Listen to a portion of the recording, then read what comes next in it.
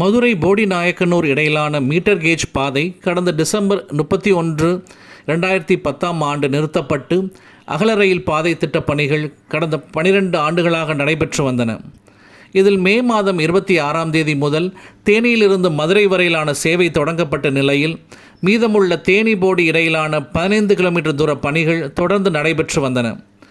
கடந்த அக்டோபர் மாதம் 12 இதற்கான தண்டவாளம் பொருத்தும் பணி நிறைவடைந்தது. அக்டோபர் 14 தொடங்கி இந்த இருப்பு பாதையை ஆய்வு செய்வதற்காக மிதமான வேகத்தில் தேனியிலிருந்து போடி வரையிலான ரயில் இன்ஜின் சோதனை ஓட்டங்கள் மேற்கொள்ளப்பட்டு வந்தன. அதனைத் தொடர்ந்து தேனி போடி இடையே நாளை, அதாவது டிசம்பர் 2 வெள்ளிக்கிழமை காலை 10 மணி முதல் மாலை 5 மணி வரை 120 கிலோமீட்டர் வேகத்தில் ரயில் இன்ஜினை இயக்கி சோதனை நடத்தப்பட உள்ளது.